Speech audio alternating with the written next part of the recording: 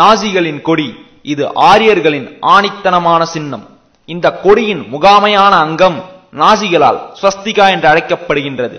இந்த சொல் இந்திய சமஸ்கிருத பெயரான ஸ்வஸ்திக் என்பதிலிருந்து மருவிய சொல்லே ஆகும். இந்த உருவத்திற்கு ஹேக்கன் க்ரூஸ் என்ற ஜெர்மானிய பெயர் இருந்தாலும் இதை சமஸ்கிருத பெயரால் அழைக்க காரணம் என்ன? சற்று சிந்திப்போம். ஐரோப்பியர்கள் இந்தியாவில் காலனி ஆதிக்கம் செலுத்திய பிறகுதான் அவர்களுக்கு தாங்கள் ஆரிய இனத்தை சார்ந்தவர்கள் என்ற உண்மையை தெரிந்து கொண்டார்கள். இந்தியாவில் இந்த பிராமண ஆரியர்களின் தோற்றத்தை கண்டும் அவர்களது வரலாற்றை அறிந்த பிறகுமே தாங்களும் ஆரியர்கள் தான் என்று உணர்கின்றனர். இந்திய பிராமணருக்கு ஆரியர் என்ற பெயர் எப்படி வந்தது? காட்டப்பட்டுள்ள படங்கள் ஆரியர்களின் இயல்பான தோற்றத்தை குறிக்கின்றன. செம்பட்டை முடி, நீல நிற கண்விழிகள், வெண்மையான தோற்றம், கூர்மையான மூக்கு போன்றவையே ஆரியர்களின் பொதுவான அங்கு அடையாளங்களாகும். இங்கே திரையில் நாம் காண்பது சராசரி தமிழனின் தோற்றம். கருத்த நிறம், கரு விழிகள், கருத்த முடி, தட்டையான மூக்கு, இது போன்ற தோற்றத்தை உடையவர்கள் வாழ்ந்த இந்திய உபகண்டத்தில் சுமார் 4000 ஆண்டுகளுக்கு முன்பு நுழைந்த ஐரோப்பியர்களின் மாறுபாடான தோற்றத்தை கண்ட தமிழர்கள் அவர்களை அரியர்கள் என்று அழைத்தனர். அதுவே நாளடைவில் ஆரியர் என்று தெரிந்தது. தங்களை ஆரியர் என்று உணர்ந்த ஐரோப்பியர்கள் சமஸ்கிருத இலக்கியங்களை பார்த்து வியந்தனர். கிரேக்க இலக்கியங்களை காட்டிலும் மேன்மையான இலக்கியங்களும் தத்துவ ஞானங்களும் அவர்களை பிரமிக்க வைத்தது. பிராமண ஆரியர்களின் கலைகளையும் இசையும் கண்டு ஐரோப்பிய ஆரியர்கள் இரம்பூதி எய்தினர். 15ஆம் நூற்றாண்டுக்கு பிந்தைய காலத்தில் ஐரோப்பிய ஆரியர்கள் அறிவியலிலும் எந்திரவியலிலும் கொடிகட்டி பறந்தனர். அதனால் மிகையாகவே செருக்கேறிய அவர்கள் ஆதி காலத்திலும் தனது இனத்தை சேர்ந்த பிராமண ஆரியர்கள் இத்தகைய மேன்மையை அடைந்ததாக கருதி பெருமிதம் கொண்டனர். பிராமண இந்துக்களால் அதிர்ஷ்ட குறியீடாக பயன்படுத்தப்பட்ட ஸ்வஸ்திகை ஐரோப்பா, அமெரிக்கா முழுவதும் பயன்படுத்தினர். உலகளாவிய ஆரியருக்கு கட்டுக்கடங்கா பெருமித உணர்வு தொற்றிக்கொண்டது. ஸ்வஸ்திக்கின் பெயரால் ஊர்களுக்கு பெயர் வைத்தனர், கடைகளுக்கு பெயர் வைத்தனர், வீடுகளில் பொறித்தனர், வணிக முத்திரையாக பயன்படுத்தினர். இந்த பாதிப்பு ஹிட்லருக்கும் ஏற்பட்டது. மேடிசன் கிராண்ட் எனும் அமெரிக்கனுக்கும் ஏற்பட்டது. 1914 Grant the passing of great race என்ற நூலை எழுதினார். அந்த நூலின் சாரம் என்ன? இந்த படத்தில் சிவப்பு நிறத்தில் காட்டப்பட்டுள்ள பகுதிகள் தான் நார்டிக் எனப்பட்டது. இது நார்டிக் என மக்கள் தோன்றிய பகுதியாக உணரப்பட்டது. ஆரியர்களான நார்டிக் சமூகம் தான் இந்த உலகிற்கான முதன்மையான சமூகம் என்று செருக்குற்றனர். இவர்களே ஆள பிறந்தவர்கள். இந்த இனம் தூய்மையாக வாழ்வாங்கு வாழ வேண்டுமானால் மற்ற இனங்களின் தொடர்ச்சியை கருத்தடை மூலமாகவோ அல்லது கொலையின் மூலமாகவோ தடுக்க வேண்டும். அரை சர்வாதிகார அரசை நிறுவி தாழ்ந்த மக்களை தடுப்பு கூடங்களில் அடைக்க வேண்டும். ஹிட்லர் பின்னாளில் பயன்படுத்திய வதை முகாம் போன்றவற்றை தான் கிராண்ட் கூறுகிறான். இதுதான் அவனது நூலின் சாரம். இந்த நூல் அமெரிக்காவில் 16 லட்சம் பிரதிகள் விற்றன. இந்த புத்தகத்தை படித்த ஹிட்லர் இதை தனது பைபிளாக அறிவித்தான்.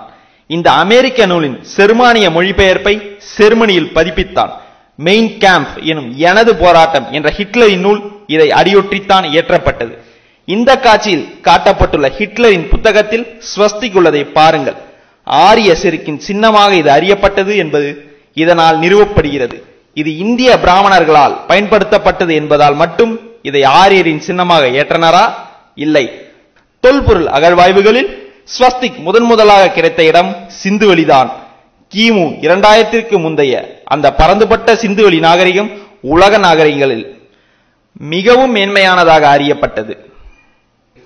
மிக நேர்த்தியாக கட்டமைக்கப்பட்ட நகரங்கள், வீட்டுக்குள்ளேயே குளியல் கூடங்கள், கழிப்பறைகள், சுட்ட மண்ணாலான குழாய்கள், கழிவுநீர் சாளரங்கள், நீர் நிலைகள், சாய பட்டறைகள், வார்க்கப்பட்ட சிலைகள், முத்திரைகள், இசை கருவிகள் போன்ற பல பரிமாணங்கள் சிந்துவெளி நாகரிகத்திற்கு உண்டு. நல்லவற்றை எல்லாம் தனது என்று உரிமை கொண்டாடும் வழமை கொண்ட இந்திய ஆரியம் சிந்துவெளியையும் தனது பண்டைய பண்பாடு என்றே சாற்றியது. இதன் வழி தொல்பழங்கால நாகரிகமான சிந்துவெளி பண்பாட்டிற்கும் தாமே சொந்தம் என்று ஆரியம் பூரித்தது. ஹென்ரிச் கீமன் என்ற தொல்லியல் ஆய்வாளர் ஸ்வஸ்திகா பொறிக்கப்பட்டுள்ள பொருட்களை ட்ராய் நகர அகழ்வாய்வுகளிலிருந்து கண்டெடுத்தார். அவர் எமிலி போனாஃப், மேக்ஸ் முல்லர் போன்ற அன்றைய ஐரோப்பிய சமஸ்கிருத ஆய்வாளர்களிடம் அணுகி கருத்து கேட்டார். அவர்களின் கருத்துப்படி இது தொல் ஆரியர்களின் மத பண்பாட்டு குறியீடாக இருந்து வந்துள்ளது என்று அனுமானிக்கின்றார். ஆனால் பாவம், இது அனைத்து தொல் சமூகங்களின் மத குறியீடு என்பதை அன்று அவர் அறிந்திருக்க வாய்ப்பில்லை. இந்த அறியாமையால் நாசிசத்தை தோற்றுவித்த ஹிட்லரும் நாசிசத்தின் அடையாளமாக ஸ்வஸ்திகாவை கையாண்டான். அன்றைய ஜெர்மனியின் மூதாதையர்கள்தான் வரலாற்று ஆரியர்கள். அவர்கள் இந்த உலகத்தை வென்று அடக்கியாள தகுதியும் உரிமையும் பெற்றவர்கள். இதுதான் நாசிசத்தின் முகாமையான கோட்பாடு. நாசிசத்தால் உந்தி தள்ளப்பட்ட ஹிட்லர் பேராசை கொண்டு அநீதி போர் தொடுத்தான். நிராசையான கனவோடு பல கோடி மனிதர்களை பழிவாங்கிய ஹிட்லர் தற்கொலை செய்து கொண்டு மாண்டான். ஐரோப்பிய ஆரிய மேலாண்மையின் வேர்கள் இந்தியாவில் இருந்துதான் சென்றது என்பதற்கு பிராமணர்களின் நால்வருண கோட்பாடே ஒரு சிறந்த சான்றாகும். மேடிசன் கிராண்ட் நூலின் சாரமும் ஹிட்லரின் நாசிசமும் இந்திய பிராமண ஆரியர்களின் நால்வருண கோட்பாடும் 20ஆம் நூற்றாண்டின் வடிவங்கள் என்பது வெள்ளிடை மலை. ஐரோப்பிய ஆரிய செருக்கில் இந்திய பிராமணர்களின் பங்கை உணர்ந்து கொள்ள வேண்டுமா? அப்படியெனில் நாம் அறிய வேண்டிய இன்னொரு வரலாற்று நபர் மேக்ஸ்மியானி போர்ட்டஸ் என்ற பிரெஞ்சு ஆரிய பெண். இவர் தனது பெயரை சாவித்ரி தேவி, அதாவது சூரிய கதிர் அம்பாள் என்று சமஸ்கிருதத்தில் இருந்து பெயர் மாற்றம் செய்து கொண்டார். அசித் கிருஷ்ண முகர்ஜி என்ற இந்திய வங்காள பிராமணரை திருமணம் செய்து கொண்டார். இவர் ஹிட்லரை விஷ்ணுவின் 11வது அவதாரமாகவே கருதினார். யூதர்கள் வாழ தகுதியற்ற தாழ்ந்த இனம். அவர்களை கொல்லவே விஷ்ணுவின் அவதாரமாக ஹிட்லர் வந்தார் என்று நம்பினார். இவரை பற்றி முழுமையான ஒரு ஆய்வே தேவைப்படுகிறது. அதை பிறகு செய்வோம். ஐரோப்பிய ஆரிய செருக்கிற்கும் இந்திய பிராமணத்திற்கும் உள்ள உறவை ஹென்ரிச் லுபார்ட் ஹிம்லர் அருமையாக சொல்வார். இவர் ஹிட்லரின் வலதுகரம், நாசிச ஜெர்மனியின் 2வது பெரிய ஆளுமை, 60 லட்சம் யூத படுகொலையை செய்த SS ஆபீசர்களின் தலைவர். இவர் தனக்கு வழமையாக உடல் பிடித்துவிடும் ஃபெலிக்ஸ் கர்ட்சன் என்பவரிடம் தான் செய்த யூத இன படுகொலையை குற்ற உணர்வில்லாமல் செய்ய எப்போதுமே பகவத்கீதையை தன் கையில் வைத்திருந்ததாக சொன்னாராம். கிருஷ்ணனின் கட்டளை கிணங்க எப்படி அர்ஜுனன் எந்த பற்றுமற்று கொலை செய்தானோ அதே போலத்தான் தானும் செய்ததாக தெரிவித்தான். ஆக ஐரோப்பிய ஆரிய செருக்கின் வேர்கள் இந்திய பிராமணர்களின் இலக்கியங்களிலும் கலைகளிலும் சமஸ்கிருத மொழியிலிருந்தும் சிந்துவெளி நாகரிகத்தில் இருந்தும் வளர்ந்தவை என்பதை கண்டோம். ஆனால் பாவம், சமஸ்கிருதத்தில் இருந்த பெரும்பாலான நூல்களும் கலைகளும் தத்துவ ஞானங்களும் இசைக்கலையும் கருத்த தமிழிடமிருந்து உருவானவை என்பது அக்கால ஐரோப்பிய ஆரியர்கள் அறிந்திருக்கவில்லை. சமஸ்கிருதமே கூட தமிழை அடியொற்றி உருவான மொழிதான் என்பதும் அன்று அவர்கள் அறியாதது. சாவித்ரி தேவி வெகுவாக மெச்சிய இந்து மதமும் தமிழரது சிவனிய மாறிய வேர்களுடன் ஆரியரின் பிரம்மாவையும் சேர்த்து உருவாக்கப்பட்டது என்பதையும் அந்த அம்மையார் அறிந்திருக்கவில்லை. சிந்துவெளி நாகரிகமும் ஆரியரது அல்ல என்பதும் தமிழருக்குரியது என்பதும் தற்போது நிறுவப்பட்டுள்ளது. ஆரிய செருக்கிற்கு உதவிய மேற்கூறிய அனைத்தும் தமிழருடையது என்பதை விளக்க இந்த சிறிய பதிவு உதவாது. அதனால் ஆரிய செருக்கின் சின்னமாக விளங்கிய ஸ்வஸ்திக் உலகின் மூத்த சமூகமான தமிழருக்கு சொந்தமானது என்பதை மட்டும் விளக்கி நிறைவு செய்வோம்.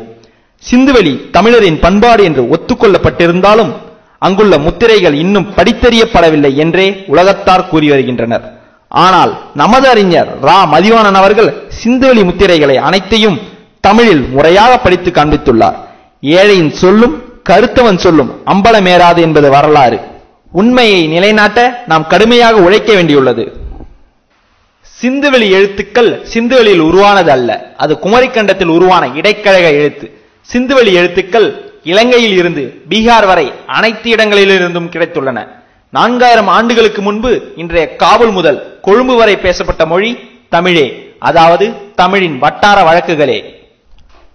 பேச்சு மொழி உருவான பிறகே எழுத்து மொழி உருவாகிறது. ஒரு பொருளை குறிக்க அதன் உருவத்தை வரைந்தான் மனிதன். இதை படையெழுத்து, அதாவது பிக்டோகிராஃப் ஆர் இடியோகிராஃப் என்று அழைப்பார்கள். நாளடைவில் அந்த பொருள் பெயரின் சில ஒலிக்கூட்டுகளை குறிக்கவும் அந்த பொருளின் உருவ வடிவம் பயன்பட்டது. இறுதியாக அப்பொருள் பெயரின் ஒரு ஒலியை மட்டும் குறிக்க மேற்கூறிய வடிவம் பயன்படுத்தப்பட்டது. இதுவே எழுத்து தோன்றலின் படிநிலை வளர்ச்சி. சான்றாக சிந்துவெளி கால தமிழர்கள் கலையம் என்ற சொல்லிற்கு கா என்ற எழுத்தை பயன்படுத்தினார்கள். ஒளியம் என்ற கரடியின் வடிவத்தை குறிக்க லா என்ற எழுத்தை பயன்படுத்தினார்கள். லா என்ற தற்கால எழுத்து ஒளியத்தின் வடிவில் இருப்பதை நாம் காணலாம். இது போன்றே ஓ என்ற எழுத்தை ஒளியல் எனப்படும் மயிலின் உருவத்திலிருந்து பெற்றனர்.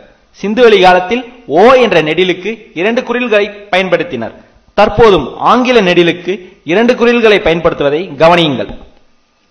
கடவுளிடம் தன்னை காக்க வேண்டி விண்ணப்பிக்கும் ஓம்பு என்ற சொல்லின் ஓம் என்ற முதல் அசையை குறிக்க இசட் வடிவத்தில் உள்ள ஒரு சிந்துவெளிக்கால ஓவின் மீது மற்றொன்றை 90 கோணங்கள் சுழற்றி அமைத்தனர்.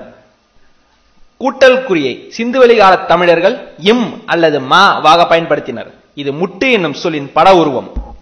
எனவே ஒன்றின் மீது ஒன்றமர்ந்த இந்த இரண்டு ஓ என்ற எழுத்துக்கள் ஓ என்ற நெடிலையும் அதனால் நடுவில் ஏற்படும் கூட்டல் குறி இம் என்ற ஒளியையும் குறித்தது.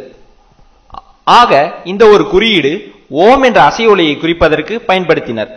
அசையொலி என்பது இரண்டு அடிப்படை ஒலிகளின் கூட்டொலி. இதை தம்மை காக்கச் சொல்லி இறைவனுக்கு விடுக்கும் விழிப்புச் சொல்லாக ஒலித்தனர். ஓம் முருகா, ஓம்பு முருகா. அதன் அடிப்படையில் இதை ஒரு நல் வாய்ப்பின் குறியீடாகவும் பயன்படுத்தினர். அதாவது a good luck symbol. தமிழன் உலகின் மூத்த குடி என்பதால் இது உலகெங்கும் பரவிய பல இனக்குழுக்களின் குறியீடாகவும் இருந்தது. இப்படித்தான் தமிழரின் ஓம் என்ற இந்த குறியீடு ஸ்வஸ்திக் என்ற சமஸ்கிருத பெயர் சூட்டப்பட்டு ஆரியரின் ஆன்ம ஒழுவை உயர்த்தியது. உலகளாவிய சக்தியாக ஆரியர் வளர உதவியது. ஆனால் இந்த மாண்புகளுக்கெல்லாம் உரியவர்கள் தமிழர்கள். ஆனால் அவன் அடிமை நிலைக்கு தள்ளப்பட்டான். இது போன்ற மீட்டெடுப்புகளால் தான் தமிழன் தனது தாழ்வு மனப்பாங்கிலிருந்து மீளுவான். தமிழரது தலை நிமிரட்டும். தமிழர்கள் தன் தலைகளை உடைத்து வெற்றி பெறட்டும். தமிழனே தமிழனை ஆளட்டும். மாற்றான் ஆட்சியை வீழ்த்துவோம். வாழ்க தமிழ், வாழ்க தமிழர், வாழ்க இவ்வையகம்.